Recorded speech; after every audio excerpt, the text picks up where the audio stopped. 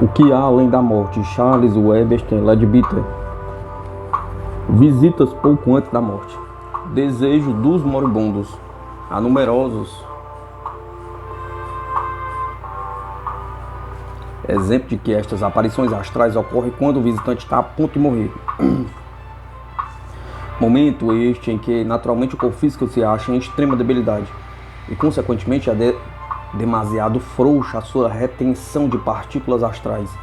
Nesse momento parece que um intenso desejo de uma visita se concretiza pronta e plenamente, pois é inegável que isto tenha acontecido sempre um pouco antes ou depois do definitivo abandono do corpo carnal.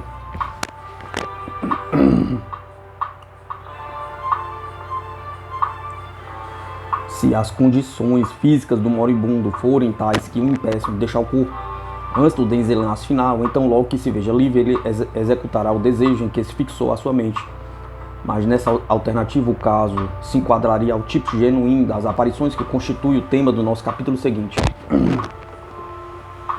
Todavia, há sobejos exemplos em que determinadas aparições ocorreram um pouco antes da morte física, e esses pertencem mais propriamente a esta parte do assunto. Tal é o caso bem conhecido de Mary Goldfield, de Rochester, Inglaterra, citado em minha obra Clarividência, e do qual refere o Sr. André Lang. Poucos relatos terão a seu favor provas tão convincentes.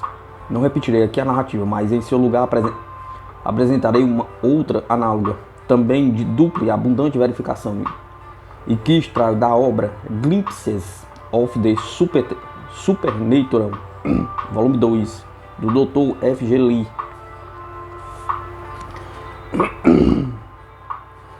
No ano de 1854, regressava da Índia para o seu lar após uma ausência de 4 anos, um casal muito distinto, para se reunir a seus filhos em Torquay, Inglaterra, quando a esposa ficou retida no Egito, acometido de grave enfermidade e sem esperança de restabelecimento. Sua única preocupação mental, depois de serenado o delírio febril, era um desejo profundo de rever seus filhos, que ela insistentemente externava às suas enfermeiras. Dias seguidos, durante mais de uma semana, ela expressava suas saudades e orações, acentuando que morreria feliz se apenas este desejo se pudesse ser satisfeito. Na manhã do dia seguinte, de seu pensamento, ela caiu num prolongado e pesado sono, do qual suas assistentes não conseguiram acordá-la e durante o qual ela se manteve perfeitamente tranquila. No entanto, logo depois do meio-dia, ela acordou subitamente exclamando: "Vi todos, vi-os, louvado seja Deus!" E depois adormeceu de novo até mais tarde, quando expirou. Seus filhos estavam sendo educados em Torquay, sob a supervisão de uma amiga da família. 2 aposentos no andar perfeitamente separados eram ocupados por eles para seus jogos e divertimentos. Todas as crianças estavam ali reunidas, nenhum estava ausente. Divertiam-se em jogos de sorte, livros e brinquedos, em companhia de uma ama que nunca conhecera seus pais. De súbito, a mãe deles, como usualmente o fazia antes, entrou no aposento maior, parou, olhou por momentos cada um dos filhos, sorriu, passou para o aposento seguinte e depois desapareceu. 3 dos filhos mais velhos a reconheceram de pronto, porém se sentiram sobremodo perturbados e impressionados com o seu aparecimento. Muitíssimo e jeito. Os filhos menores e a ama viram todos uma senhora vestida de branco penetrar num aposento menor, atravessá-lo e desaparecer. A data de tal ocorrência, 10 de setembro de 1854, foi cuidadosamente guardada por todos os presentes, e posteriormente se constatou que ambos esses fenômenos se deram quase na mesma hora. Anotou-se o ocorrido numa folha de papel, donde se transcreveu para uma página em branco da Bíblia da família, que serviu de fonte ao relato acima. Em outro livro do mesmo autor, Glimpse in the Twilight, página 94, lemos uma narração acerca de uma senhora quaker, moribunda em Cokemote, que foi vista e reconhecida em plena luz do dia por seus 3 filhos, que se achavam em Seatley, Inglaterra. O restante da narração é praticamente idêntica ao do anterior, e toda ela, no meu entender, está plena e definitivamente comprovada por testemunhas. Uma visita 3 vezes repetida. Acrescentarei aqui outro incidente do mesmo tipo que me foi relatado pessoalmente há muitos anos, embora não esteja autorizado pelo distinto protagonista a divulgar o seu nome. A experiência lhe ocorreu na época em que foi aluno interno de um colégio. Certa noite ele se recolhera ao leito mais cedo do que costumava, Havendo fechado a chave, a porta externa da sala de estar e deixado aberta a que ligava essa sala ao seu dormitório. Na referida luzia brilhantemente uma lareira cuja plácida claridade inundava todo o espaço, a ponto de os objetos serem tão visíveis quanto em plena luz do dia. Eram 22h30. Deitou-se em pacífica expectativa de um prolongado e sossegado sono, quando de pé na porta situada entre os dois cômodos, ao pleno clarão da lareira, deparou com o vulto de seu pai. A surpresa o imobilizou por alguns segundos, ou melhor, ele crê durante 1 minuto. E enquanto observava o jogo da luz daquele triste e saudoso rosto, o vulto ergueu-se a mão e lhe acenou para que se aproximasse. Esse gesto dissipou o encantamento que parecia tolhê-lo. Saltou do leito e correu para a porta. Mas antes de atingi-la, já o vulto havia desaparecido. Indizivelmente chocado, ele vasculhou ambos os cômodos, mas logo se convenceu de que se achava inteiramente sozinho. Não havia nada em que pudesse se ocultar no intruso, e a porta externa permanecia seguramente fechada, tal qual a deixara. Além do mais, o vulto havia sido, sem a menor sombra de dúvida, de seu pai, com a mesmíssima aparência, exceção feita à intensa saudade expressada em sua fisionomia, que lhe observara apenas algumas semanas, e estava plenamente convencido de que nenhum galhofeiro do colégio lhe faria uma zombaria desse gênero. Por último, foi forçado a concluir haver sido vítima de uma ilusão, por mais difícil que lhe afigurasse tal opinião, ao lembrar-se da aparência natural do vulto e do jogo da luz sobre o seu rosto. Com este ânimo, preparou-se de novo para dormir. Todavia o choque havia lhe afugentado o sono por um tempo, e por mais de 1 hora permaneceu observando as sombras dançando na parede, até que foi sumindo de novo na inconsciência. Se não passou de um cochilo, ou se apenas quase chegou a sê-lo, não soube dizer, mas foi subitamente lançada uma completa vigília pelo reaparecimento do vulto na entrada da porta, e desta vez acenando-lhe, parece, com mais insistência que antes, certo agora de que, pelo menos, não estaria sendo iludido. Deu um salto do leito e parou à porta e agarrou violentamente o vulto, mas de novo se viu condenado a uma decepção. O vulto lhe pareceu compacto, mesmo quando a 2 passos dele. Contudo, suas mãos estendidas apenas apanharam espaço vazio. Outra esquadrinhamento dos cômodos apenas confirmaram uma coisa certa, que era totalmente impossível a uma presença corpórea haver escapado dos cômodos ou neles se ocultado. Como quase todos os jovens, ele havia sido mais ou menos cético em relação às aparições. E conquanto deverás impressionado com o que vira, esforçava-se porque crê que aquilo não passava de uma simples fantasia de sua imaginação, resultante, talvez, de algum mal-estar físico. Depois de lavar a fronte com água fria, encaminhou-se de novo para o leito, firmemente disposto a repousar e a não permitir que sua mente se fixasse no que considerava um sonho de um cérebro descontrolado. Quando se deitou, os vários relógios do colégio soaram meia-noite, e com as visões dos serviços religiosos matinais em mente, fez os mais intensos esforços para entregar-se ao sono de que tanto necessitava. Por fim adormeceu, mas pouco tempo depois se despertou com a sensação de terror tão comum das pessoas nervosas, quando acordadas subitamente de um sono profundo. A lareira da sala de estar estava quase apagada, e apenas lânguidas línguas avermelhadas lambiam as paredes do teto, projetando sua tenue claridade no centro da entrada da porta, onde, pela terceira vez, aparecia o vulto paterno. Todavia, este diferia dos anteriores na expressão do semblante.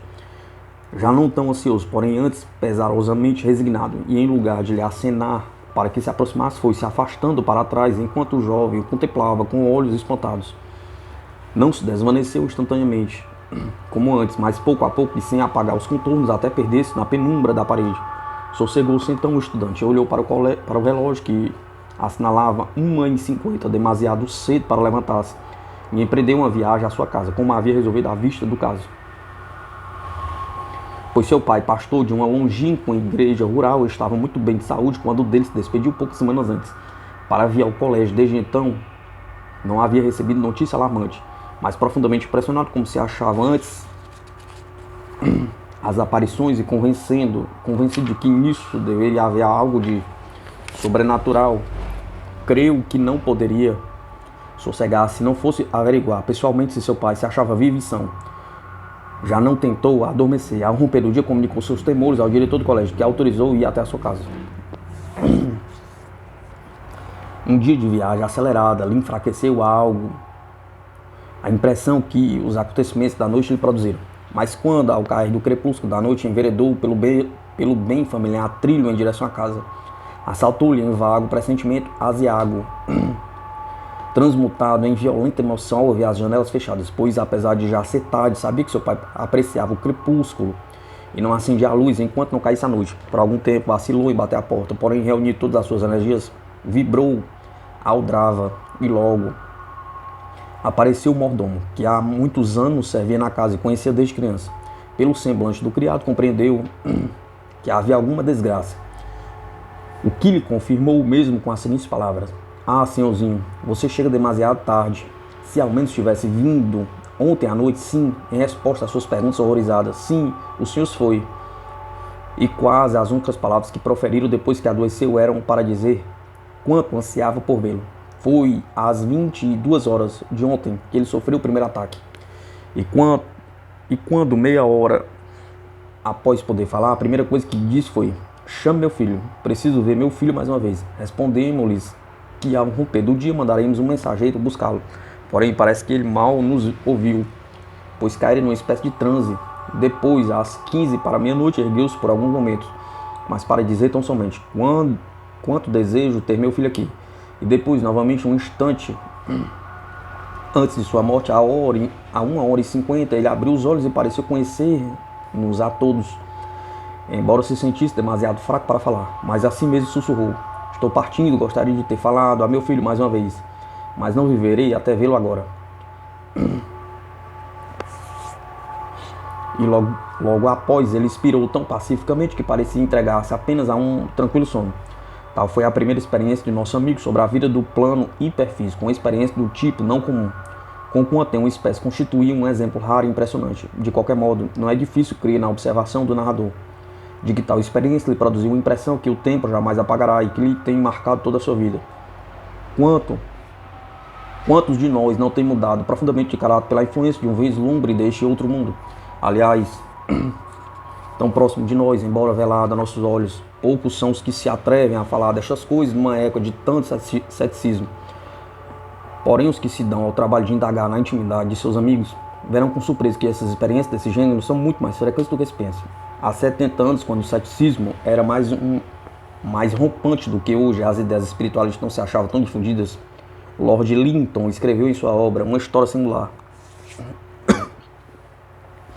Sejam poucos ou muitos os meus leitores, a bom número deles deve ter acontecido pelo menos uma vez em sua vida, algo estranho e maravilhoso, contrário a toda conjectura racional e que sacudiu as cordas da superstição.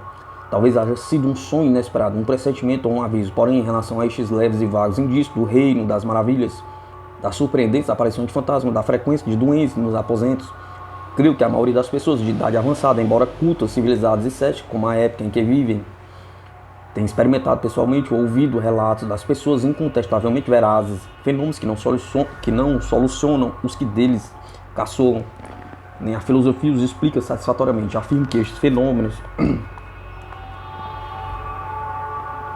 são infinitamente mais numerosos do que se pode coligir de alguns exemplos. Entre as burlas citadas e não acreditadas, embora poucos dos que os presenciaram queiram dar testemunho deles, os que foram referências verídicas os conhecem. Tão poucos se atrevem, fiados no senso comum, a contrair crenças inimigas do seu senso comum. Porém, os que na solidão do gabinete lerem minhas afirmações, talvez meditem e esquadrinhem sua memória para encontrar, em algum recanto recôndito, inacessível às conversas e frivolidades mundanas, uma vaga reminiscência que demonstra a veracidade de milhares de asserções. Em nossos dias, graças aos esforços da sociedade teosófica e da sociedade de investigações psíquicas, esses assuntos são encarados com muito maior atenção do que na época de Lord Linton, e podemos falar deles mais precisamente e definidamente, embora a passagem transcrita seja tão oportuna agora como fora antes. De todos os casos citados, podemos inferir que as dificuldades que embaraçavam o homem comum de atuar astralmente são separadas pela força motriz de um intensíssimo desejo provocado por uma veemente necessidade. Todavia, recorda-se casos em que, sob circunstâncias favoráveis, como por exemplo, quando a morte precede um prolongado período de inconsciência, um simples desejo ligado a coisas correntes e sem importância da vida cotidiana pode produzir o mesmo resultado. Um duplo reclamando fotografias. No livro História Autêntica de Fantasmas se oferece um surpreendente exemplo insofismavelmente autenticado de maneira como um forte desejo, mesmo ligado a assuntos dos mais triviais, pode provocar a aparição do duplo de alguém próximo da morte, cujos princípios constitutivos são, então, facilmente separáveis. Ocorreu em janeiro de 1891. A aparição foi vista num estúdio fotográfico localizado numa rua ampla e movimentadíssima de Newcastle. Às 8 horas da manhã, o duplo entrou no estúdio da maneira mais natural, reclamou suas fotografias, que haviam sido tiradas fazia quase um mês. Não estavam ainda prontas e por isso lhe pediu que voltasse outra vez. Mas ele respondeu que tinha estado viajando toda a noite e não poderia voltar. No entanto, ninguém ali suspeitou que houvesse algo de anormal naquela visita. Mas uma semana mais tarde veio seu pai e então se notou que, na ocasião do referido aparecimento no estúdio, seu filho permanecia em casa, deitado inconsciente no leito, e morreu às 14h30 daquele dia. O Sr. Dixon, o fotógrafo que atendeu o visitante, não o tinha visto antes em sua visita em carne e osso para ser fotografado. Mas ao ver o retrato então tirado, logo o reconheceu como de uma pessoa que tinha atendido naquela manhã, o Sr. Stedia. Assim comentou esse caso. Podemos interpretá-lo como nos agradar, mas há hipótese que lhe ajuste. Não há hipótese que se lhe ajuste a não ser a suposição de que existe um corpo de pensamento capaz de se locomover, falar e que pode transferir-se para onde quiser, como vestir-se com a roupa que deseja usar, inclusive semelhante a fantasmas. O que se chama corpo de pensamento pode ser mais acertadamente concebido como sendo o próprio indivíduo revestido de seu corpo astral. Como existem casos em que se pode aplicar com propriedade essa denominação, são aqueles que na Alemanha se chama Doppelgänger, ou aparições do duplo ou desdobramento de uma pessoa viva, estando, no entanto, a mesma, via de regra, inteiramente inconsciente do que ocorre. A estes casos dedicaremos o capítulo seguinte. Formas, pensamento. A ação das formas de pensamento. Os estudantes de teosofia sabem que o pensamento toma forma no seu próprio mundo mental e, da maioria dos casos, no mundo astral. Se um homem pensa fixamente que está presente em determinado lugar, ou se tem veementíssimo desejo de estar ali, a forma tomada por esse pensamento, o desejo será frequentemente a do próprio pensador, que aparecerá nesse lugar. Esse fenômeno é totalmente distinto das aparições do homem em seu corpo astral, pois o homem não está de modo algum presente ali, mas permanece no seu corpo físico, enquanto que a forma mental, uma vez projetada, fica praticamente desligada dele e não mais sob seu domínio. Os clarividentes podem aprender a serviço dessas formas mentais como de sentinelas avançadas de sua consciência, por meio de vibrações simpáticas, embora isto não esteja ao alcance da generalidade das pessoas. Em alguns casos, as formas mentais são visíveis para algumas pessoas, que podem confundi-los com o homem verdadeiro de quem procedem, sobretudo quando o pensamento ou o desejo são muito vigorosos para determinar pelo menos um dos efeitos seguintes. 1. Fixar, mediante influência mesmérica, a imagem do pensador na mente da pessoa a quem deseja aparecer. 2. Estimular, por este meio, as faculdades psíquicas da pessoa, de maneira que possa ver o seu visitante astral. 3. Produzir uma materialização temporária que no plano visível se torna visível de maneira normal. O caso que passamos a relatar pertence à terceira categoria, o resultado da excitação. Alexandre Drummond era um pintor que tinha um grande estúdio e muitos empregados. Tinha como administrador o seu cunhado, Walter Solter. Era sua função estar todos os dias na oficina de manhã, às 6 horas em ponto, para anotar os lugares onde iam os oficiais trabalhar, a quantidade de material, etc.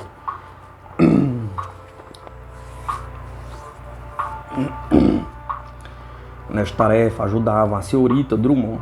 Uma manhã sua, chegou à oficina 20 minutos atrasado, muito excitado, mas em vez de se dirigir ao balcão onde os esperava o Sr. Drummond e a sua filha, passou direto pela frente da oficina e saiu por uma porta lateral, com um assombro dessas duas pessoas, de todos os empregados ali reunidos.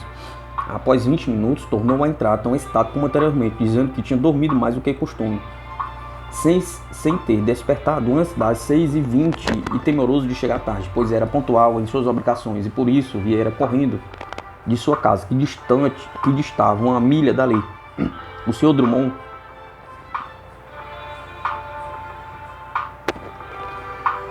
perguntou-lhe então onde fora ao sair pela porta lateral, porém ele estranhou muito tal pergunta, sem compreender o que isso significasse. Naquela mesma tarde, após o jantar, a esposa do Souter disse que seu marido tinha acordado às 6h20 e estava excitadíssimo por ter dormido demais e ser a primeira vez que faltava a sua pontualidade habitual. Stitt relata este caso em sua obra Histórias Autênticas de Fantasma, página 41. E afirma ter sido contada por um cidadão que durante 25 anos fora comissário de polícia e durante 5 magistrado na cidade de Dundee, onde ocorreu o fato. Com efeito, não há motivo para se duvidar de sua autenticidade, pois há muitos casos análogos e a sua única peculiaridade consiste em se apoiar em muitas testemunhas. A senhora Crowe conta em sua obra Aspectos Noturnos da Natureza uma série de casos semelhantes, das quais selecionamos os seguintes.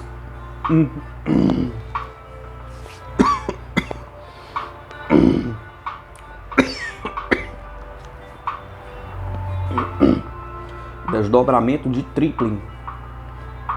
Conta Stingling que um funcionário civil chamado Tripling, em Weimar, foi certo dia ao seu escritório buscar um documento de suma importância e viu ali a sua própria imagem sentada à mesa e com o documento diante de si.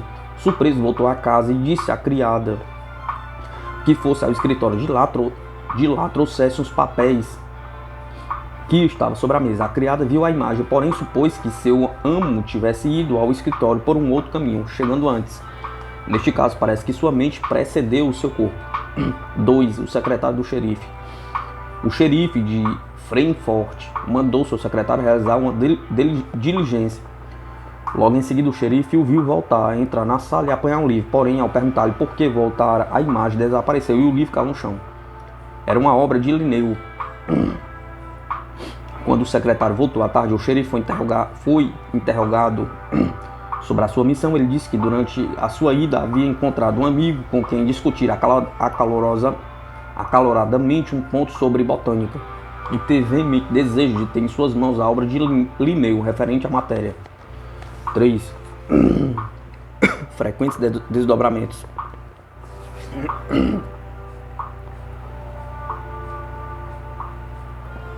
O escritor alemão Eduardo Stern tinha um amigo que era visto a miúde fora do corpo, como dizem os alemães. E o pai deste era tão sujeito a desdobramentos que era frequente ser visto entrar em casa enquanto ainda trabalhava no campo. Sua nora costumava perguntar-lhe: "Por que veio mais cedo para casa, papai?" perguntou. Ao que ele respondia: "É que estava ansioso por terminar mais cedo, porém foi impossível." A cozinheira das monjas de Ebsdorf era vista frequentemente colhendo verduras na horta quando se achava na cozinha e necessitava muito delas. 4. Um caso curioso ocorrido em Roma. A revista da Universidade de Dublin, página 181, há algum tempo relatou um caso ocorrido em Roma com um cavalheiro que, uma noite, ao retornar à casa para repousar, pregou um enorme susto no seu camareiro e lhe disse: "Por Deus, o senhor já havia estado aqui." Explicou que recebera seu homem em casa, ajudaram a subir a escada e despisse para deitar-se.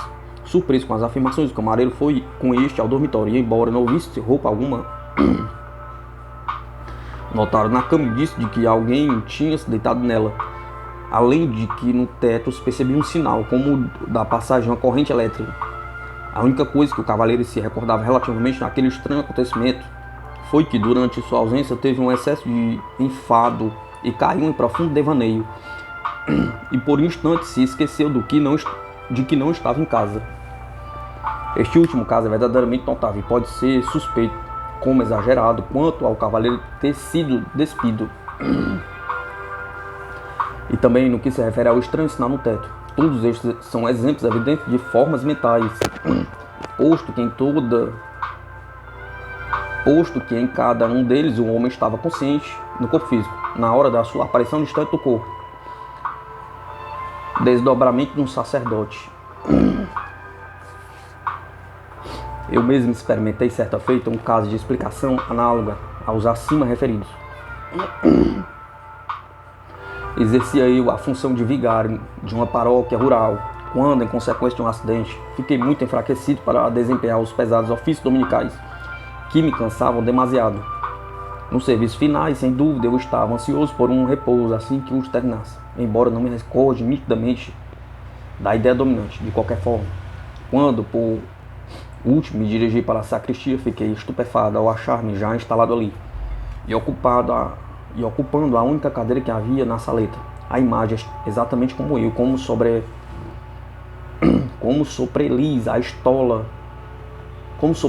e estola em devida ordem, me olhava sereno e firmemente.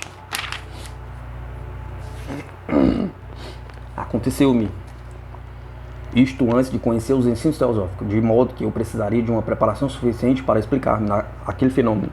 Se bem já tinha ouvido dizer que a visão da própria imagem é augúrio de morte, mas estava tão cansado de meu trabalho que não tratei de refletir sobre o caso e dirigi-me diretamente à cadeira. Acomodei-me sem sequer me incomodar com a minha imagem, que já tinha desaparecido ao levantar-me após uns minutos. Este acontecimento não teve nenhuma consequência, desde então nunca mais vi a minha imagem. Posso afirmar que, em consequência, que toda a minha atenção estava concentrada nos ofícios religiosos, pois que, ao meu entender, o ardente anelo de repouso se aninhava no recôndito de minha mente. Nesta subconsciência mental, me imaginava descansando na poltrona, uma vez terminados os ofícios. É possível, porém, que a debilidade do meu corpo físico facilitasse a atuação dos sentidos interiores e me desse, por momentos suficiente, clarividência para perceber uma vigorosa força mental. Aparições anunciadoras da morte.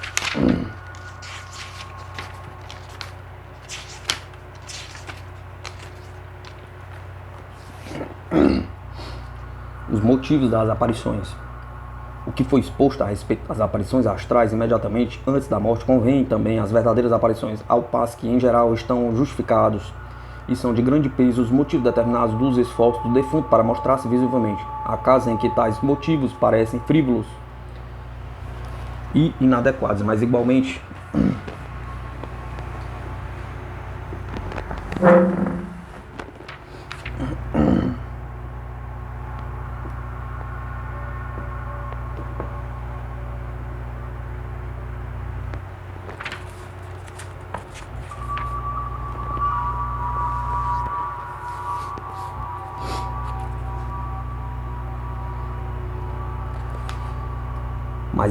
inadequados e frívolos, se bem ponderados, são os motivos da conduta da maioria dos homens durante sua vida terrena.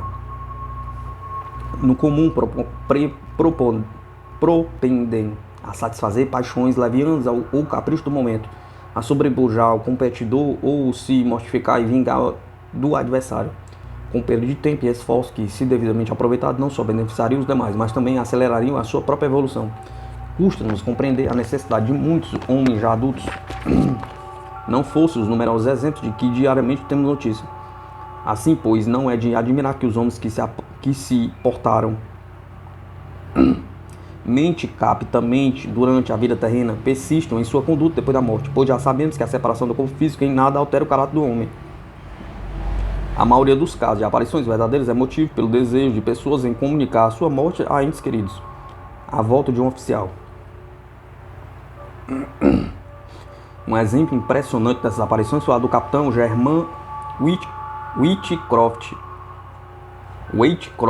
a sua esposa. E detalhe interessante neste caso particular é que, devido a esta aparição, se descobriu e corrigiu um engano nos registros oficiais. Encontra-se o relato em passadas página 299 de Wowe. No mês de setembro de 1857, o capitão Germain Whitcroft, do 6º Corpo de Dragões, seguiu para a Índia, a fim de reunir-se ao seu regimento. Sua esposa ficou na Inglaterra, residindo em Cambridge. Na madrugada de 14 para 15 de novembro, ela sonhou que viu seu marido ansioso e doente. Ao que ela imediatamente acordou, muito agitada. Como o luar estivesse claro naquela noite, percebeu a figura de pé, ao lado e perto dela. Apareceu-lhe em seu uniforme, com as mãos cruzadas sobre o peito, o cabelo despenteado e o rosto muito pálido. Seus grandes olhos negros estavam fixos nela. Sua expressão era de intensa excitação e havia uma peculiar contração nos lábios, como lhe era habitual quando agitado. A esposa o viu distintamente, até nos mínimos detalhes de sua roupa, como sempre o vira em vida.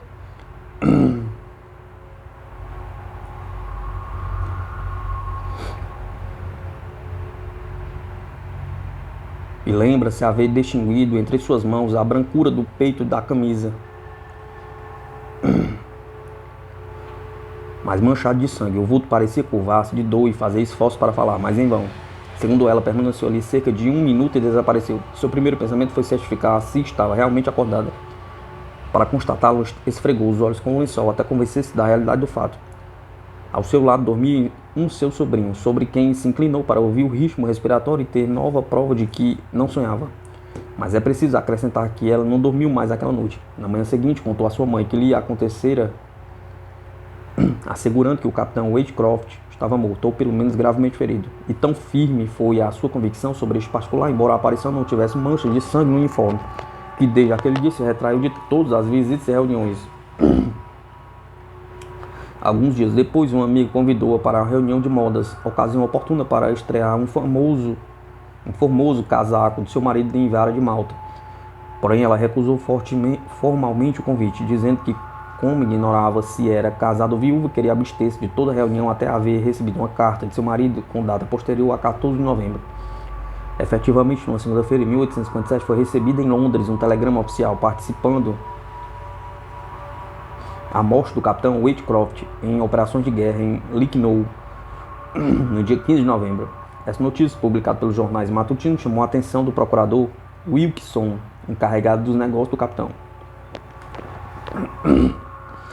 Quando dias depois o procurador foi ver a viúva, que lhe disse não lhe ser surpresa a má notícia, porque estava certíssimo de que seu marido morrera. No dia 15 de novembro, pois lhe tinha aparecido na noite de 14 para 15, porém um óbito expedido pelo Ministério da Guerra a pedido do próprio procurador Wilkinson corroborava a data do telegrama, pois copiado literalmente dizia assim: número 9579, Ministério da Guerra.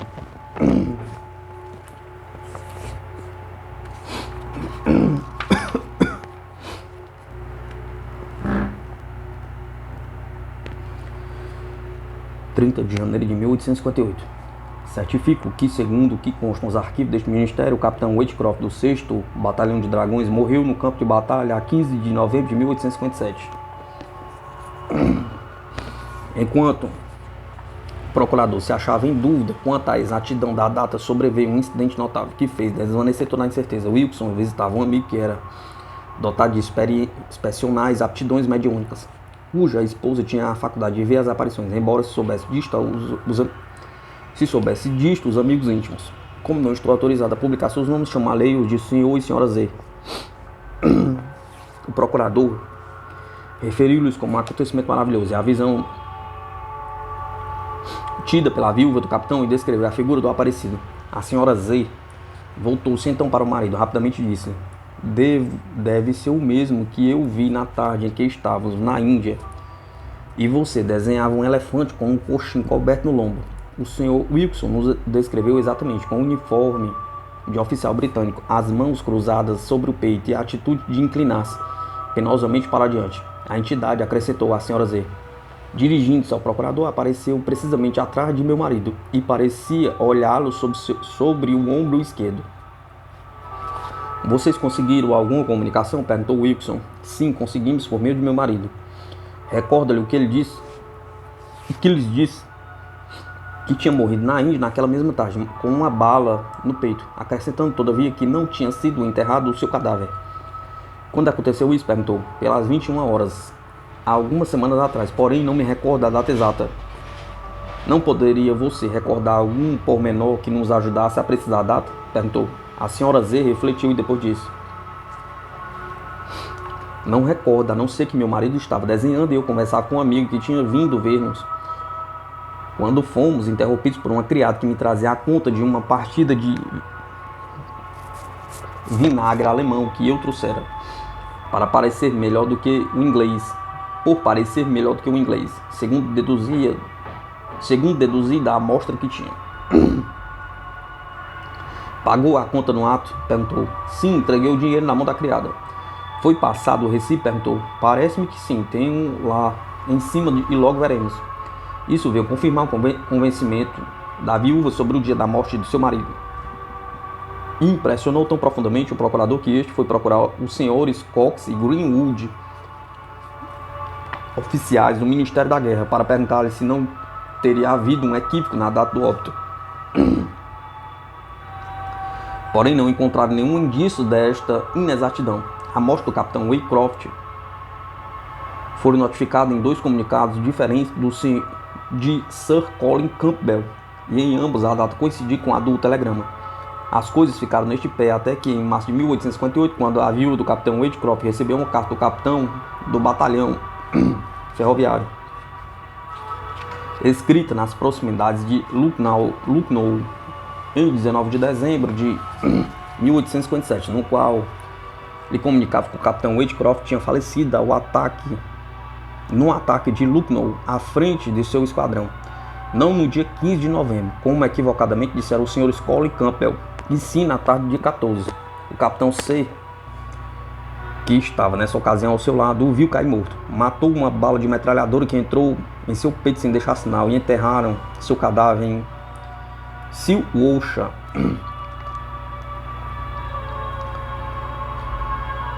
sobre cuja tumba, aberta por solicitação de seu amigo, o tenente R. do 9º Batalhão de Lanceiros, gravou estas iniciais, GW, e a data de sua morte, 14 de novembro de 1857. O Ministério da Guerra corrigiu a data, porém, só mais de um ano após o ocorrido, o procurador Wilkinson precisou tirar, em abril de 1859, uma cópia do óbito, na qual consta a data de 14 em vez de 15 de novembro.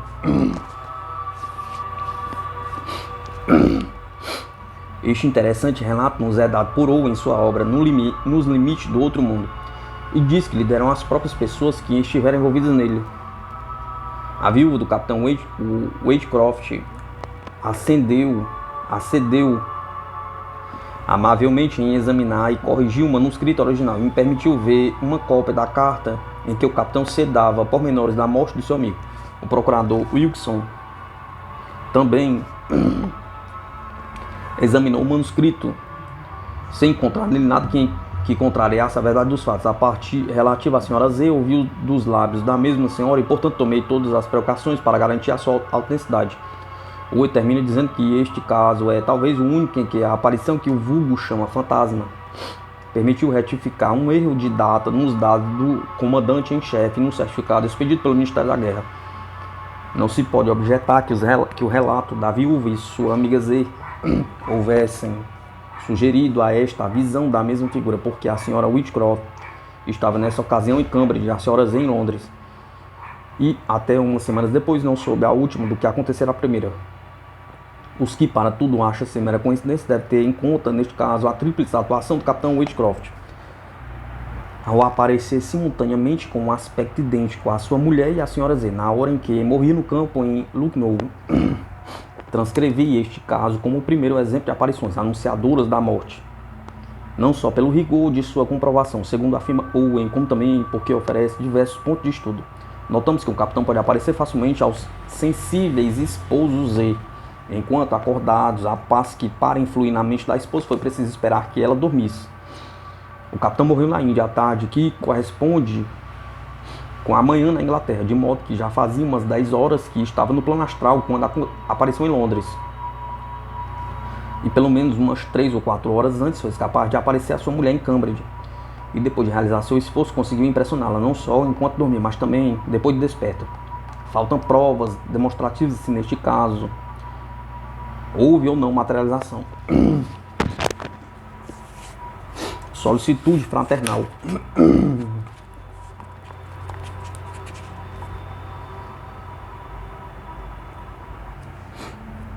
Outro falecido, cuja aparição é descrita na obra de Owen, Território em Litígio, página 219, aconteceu de maneira muito tangível do que a do capitão Wade-Croft. Foi de uma mulher que apareceu a sua irmã, desejando levá-la junto ao seu cadáver e convencê-la por demonstração ocular que só tinha morrido o corpo físico, pois que estava radiante e viva junto a ela, e ambas olhando os despojos mortais. A própria irmã relatou o caso a Owen e foi o seguinte: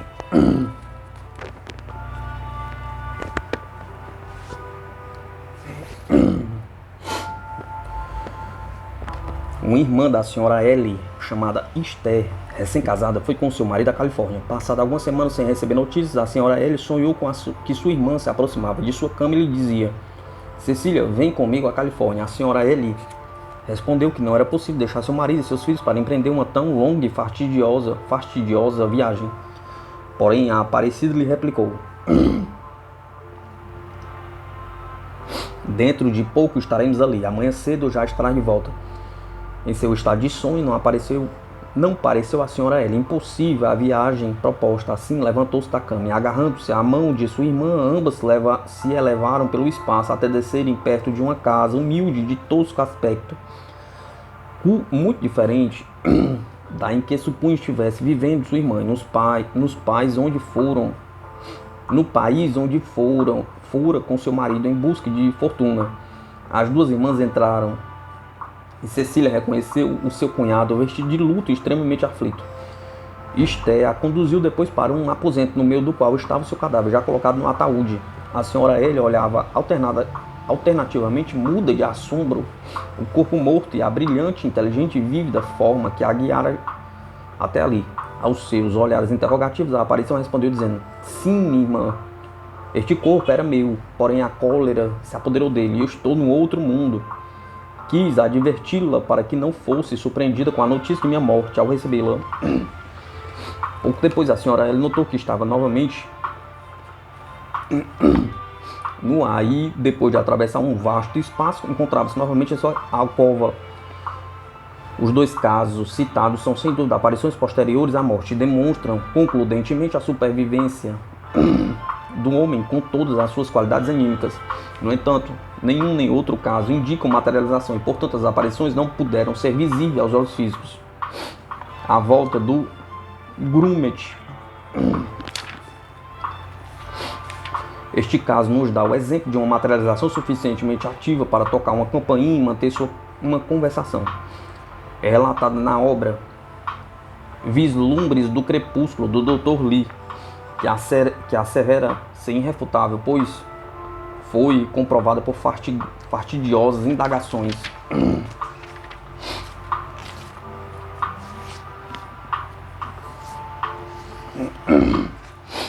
Na costa de Crow, em Greenwich,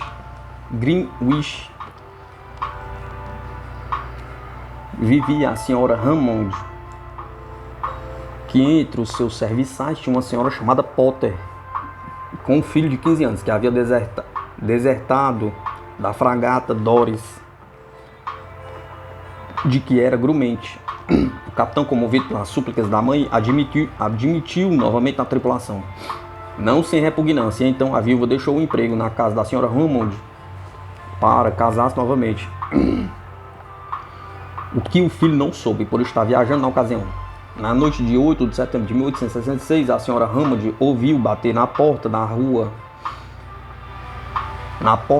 e disse à camareira que fosse abrir. A senhora Hammond já havia se recolhido ao seu dormitório, cuja janela dava para o pátio da entrada, e pôde ouvir o rumor das palavras trocadas entre a camareira e quem tinha batido, no qual reconheceu a voz de Thomas Potter, o filho de sua antiga criada. Surpresa, a senhora perguntou à camareira: Maria, quem bateu a porta? Perguntou. A empregada respondeu: um grumete que estava perguntando por sua mãe, porém, como não sei quem é ele nem sua mãe, disse-lhe que seguisse seu caminho. A senhora Hammond, cuja ansiedade ia aumentando, perguntou novamente à empregada: que sinais tinha o grumete? A empregada respondeu: era um homem de aspecto simpático, em traje de grumete e descalço. Olhou-me com ar angustioso e, quando lhe disse que sua mãe não estava aqui, pôs as mãos no rosto e exclamou: que farei agora? A senhora Hammond contou o caso a seu esposo, dizendo-lhe que os sinais do jovem dados pela empregada lhe davam a certeza de que Thomas Potter desertara outra vez da fragata. os esposos Hammond mandaram pedir notícia da mãe, que lhes respondeu nada sabendo do seu filho. Em vista disso, foram consultar o professor do jovem, o Dr. Todd, que lhe disse: é quase impossível que Thomas Porter tenha desertado da fragata, porque precisamente há coisa de 2 meses recebi carta sua na qual me dizia que ia ser melhorado. O Dr. Todd tinha uma porção de retratos de seus discípulos, e entre eles um cartão postal com o de Thomas Potter. Mostrou alguns retratos à camareira, para que lhe indicasse o mais parecido com o jovem que tinha visto, e com o fim de dar maior eficácia ao testemunho, pôs na frente um retrato que não era o de Potter, perguntando-lhe: é parecido com este? Também era um desertor. Não é este, é aquele, respondeu vivamente a camareira, assinalando o verdadeiro retrato do jovem. E acrescentou convencida: eu estou seguríssima de que é este. No mês de outubro seguinte veio a solução do enigma por uma carta recebida pelo Dr. Todd do almirantado, na qual lhe perguntavam o endereço da mãe do grumete Thomas Porter, falecido em 6 de setembro, 2 dias antes de sua visita à casa da senhora Hammond, vítima de um acidente ocorrido na fragata Doris, em águas da Jamaica. Se a camareira tivesse tido um pouco mais de paciência, estaríamos melhor inteirados das circunstâncias desse interessante caso. Porque, tal como conhecemos, resta-nos a dúvida de que Thomas Potter fosse participar a notícia à sua mãe, ou se, como se pode deduzir de sua exclamação, estivesse inconsciente de ter morrido e pensasse ir à casa onde supõe estar sua mãe. Depois de habituado no plano astral, certamente compreenderia que o ardente desejo de ver a mãe o levaria ao lugar onde esperava encontrá-la, ou melhor, à casa onde a deixou ao despedir-se dela, precisamente como se estivesse no plano físico. A aparição de um santo patrono.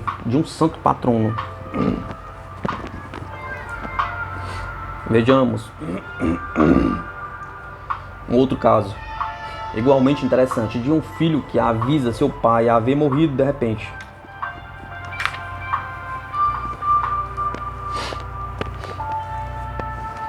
Na tenda do arqueiro, perto de Southampton, residia Jaime Weld, cujo filho Felipe era interno no colégio de Santo Edmundo. Certo dia, o jovem afogou-se por ter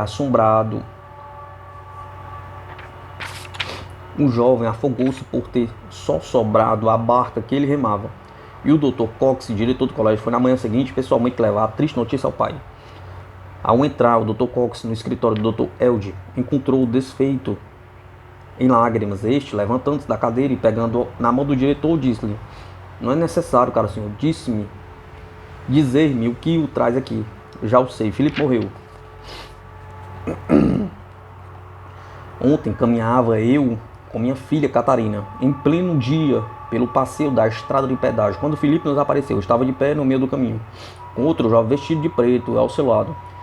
Minha filha viu antes de mim, disse-me: olhe, papai, ali está Felipe. Eu olhei e vi e disse à minha filha: é realmente Felipe, mas tem um Angélico. Sem suspeitar que tivesse morrido, embora surpreso de vê-lo ali, corremos para abraçá-lo. Porém, estávamos a poucas jardas de distância quando interrompeu-nos entre nós um operário que caminhou pelo mesmo passeio e atravessou-nos os corpos dos rapazes como se fossem transparentes. Ao notar isso, logo me ocorreu que ambos eram espíritos, e prosseguindo com minha filha para tocá-los, Felipe nos sorriu docemente e ambos se desvaneceram. O leitor pode calcular quão profundamente este relato comoveu o Dr. Cox. Ele certamente corroborou, informando ao aflito pai a circunstância da morte do filho, ocorrida à mesma hora da aparição. O Dr. Cox perguntou ao seu Eld quem poderia ser o jovem vestido de preto que acompanhava seu filho, ao que o pai respondeu não ter a menor ideia de quem poderia ser. Algumas semanas depois, o Sr. Eld fez uma visita às vizinhanças de Stonehurst, em Lancashire. Depois de ouvir a missa matinal da capela, enquanto esperava a carruagem, entrou na sala de espera, onde viu sobre a leitura um quadro em que a figura principal era a de um jovem vestido de preto, com o mesmo olhar e a mesma atitude que vira em companhia de seu filho. Segundo a legenda abaixo, era a imagem do santo Stanislau de Kostka, que Filipe escolhera para ser seu patrono.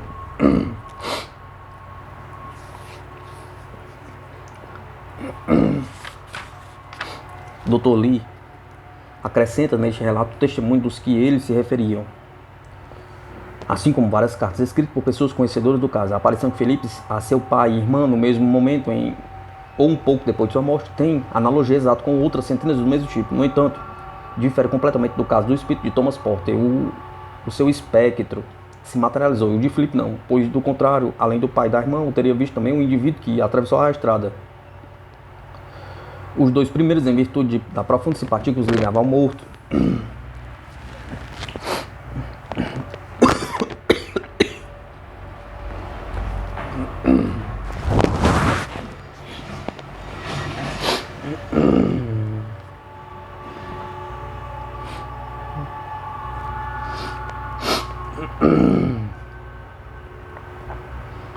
os dois primeiros, em virtude da profunda simpatia que os ligava ao morto, foram capazes de lhe perceber as vibrações que não impressionaram o transeunte, não bastante haver atravessado os espectros.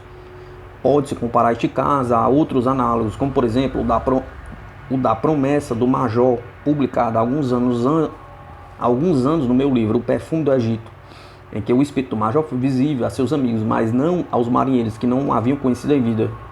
Explicações possíveis.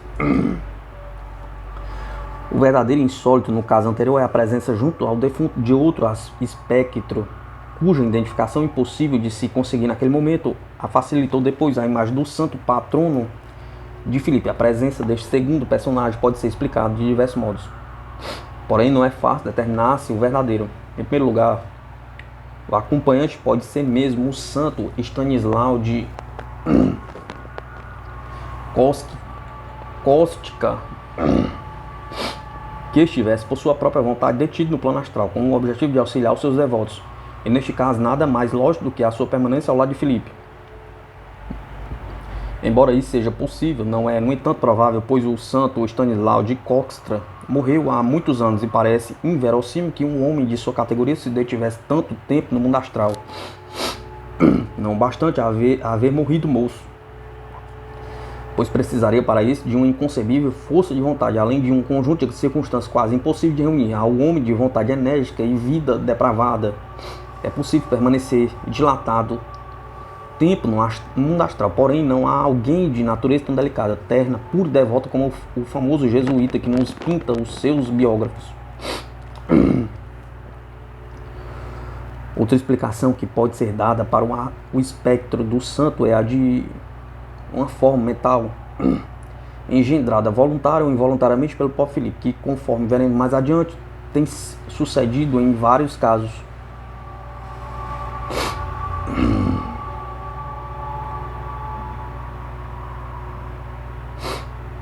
Parece que Filipe era moço muito piedoso. Em suas frequentes meditações próximas ao êxtase, criou uma vigorosa e definida forma mental de seu santo patrono. Com tal convicção, acreditava estar, depois da morte, acompanhado e protegido pelo santo, e a imagem deste, já meio materializada pela constante e fervorosa contemplação do devoto, se tornou visível a seu pai e sua irmã. Ao dizer isso, não sinto a menor antipatia, nem de forma alguma desejo contradizer a formosa fé na proteção dos santos. Apenas me limito a expor todas as hipóteses que expliquem mais ou menos satisfatoriamente o fenômeno. E uma destas é que o patrono de Filipe pode ser simples criação de sua viva imaginação, embora de minha parte não considere provável. Raciocinando assim por um momento, teríamos que Filipe, ao aparecer a seu pai e sua irmã, desejou tranquilizá-lo sobre a sua morte e teria rogado ao seu patrono que aparecesse junto deles para convencê-los de que estava em boas mãos, e efetivamente estava. Se a sua súplica tinha bastante poder para vê imediatamente realizado o seu veemente anelo. Portanto, se Filipe criou sem o saber a imagem de seu santo patrono, pode aparecer com ela, intencionalmente ou não, e em tal caso nada há de estranho nem surpreendente o fenômeno, porque há outros de natureza idêntica, mas embora se pudesse estender este raciocínio a toda classe de fenômenos, parece-me que este caso tem uma explicação mais satisfatória do que em que a vivida forma mental criada por Filipe, segundo dissemos, teria sido aproveitada por algum protetor invisível para infundir-lhe nela com o objetivo de auxiliar o jovem.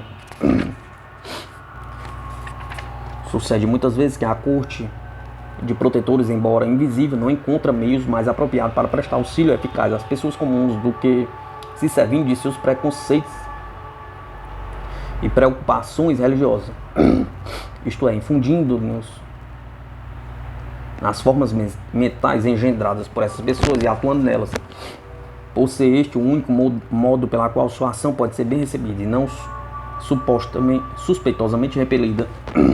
Consequentemente, talvez um jesuíta desencarnado, atraído pela devoção de Filipe, desejou de instruí-lo e alentá-lo. Se tivesse valido da forma mental do santo de sua ordem como meio mais explícito e eficaz de realizar o seu propósito. Se aceitamos essa explicação, é provável que o protetor astral de Filipe aparecesse a seu pai e a sua irmã para acalmar a ansiedade do jovem sobre como os impressionaria a notícia de sua morte. Podemos aceitar que a figura do santo Stanislau tanto pode ser do santo jesuíta como apenas de uma forma imaginária. Embora pessoalmente eu creia mais possível ter sido um amigo da família, falecido recentemente, ou um jesuíta compassivo que assumisse a forma mais adequada para a prestança eficaz de um auxílio necessário. Testemunhado por 16 pessoas. Este caso não tão dramático como o anterior, é um bom exemplo das aparições por ocasião da morte, com a vantagem de que quem nos referiram o ouviu dos próprios lábios do sacerdote sueco a quem ocorreu. Durante alguns anos, na minha infância, eu ia à escola paroquial de Tingstede. Porém, como morava mais longe, eu estava hospedado com um discípulo na casa da senhora Smith, próxima da povoação. Essa boa senhora tinha a casa muito espaçosa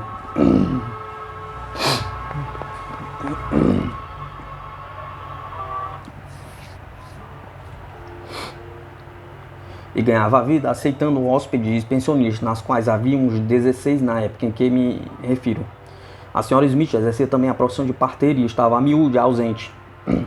Uma tarde de inverno, depois do almoço, me disse que ia fazer uma visita e que, como se eu voltaria no dia seguinte, nos deixava a ceia pronta, recomendando-nos que tivesse cuidado com a luz e o fogo. Toda aquela tarde estivemos estudando as lições para o dia seguinte. Às 21h30 fomos para a cama.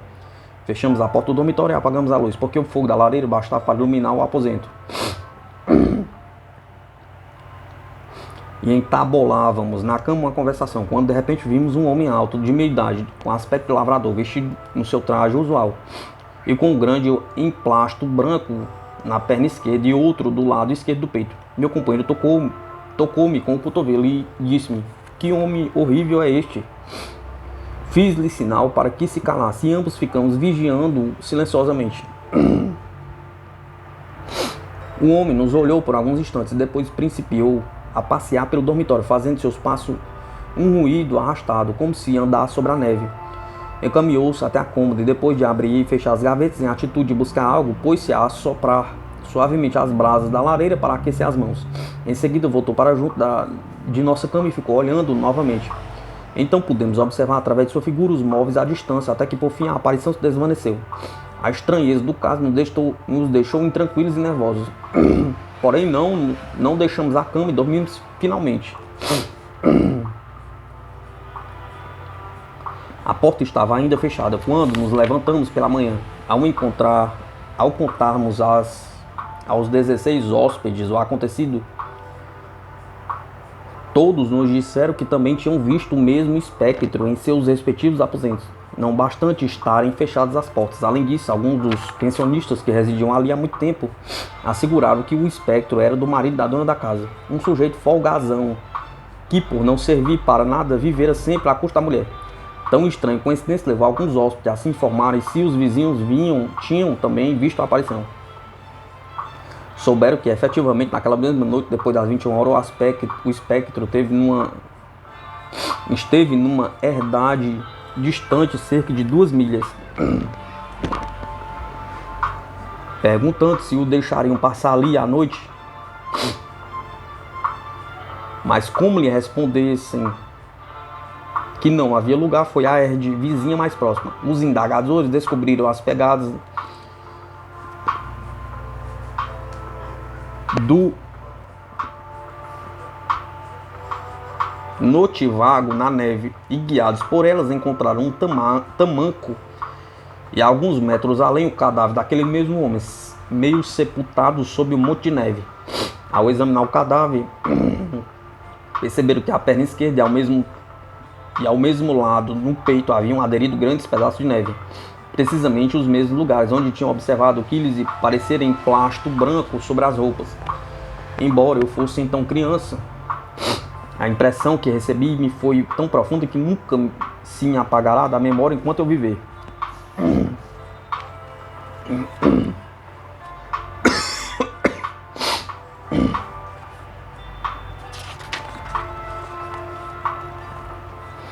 Este caso é um dos tantos comuns, mas com particularidade de haver sido testemunhado por muitas pessoas.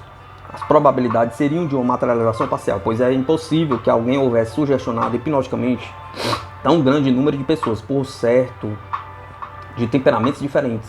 O fato de ter sido visto o espectro abrir e fechar gavetas confirma a mesma hipótese. Devia estar dominado por um forte desejo de abrigo e aquecimento, bem como de vasculhar todos os cômodos da casa em busca de dinheiro da mulher. A ação de se aquecer ao fogo da lareira parece demonstrar que ainda não havia tomado consciência de sua morte.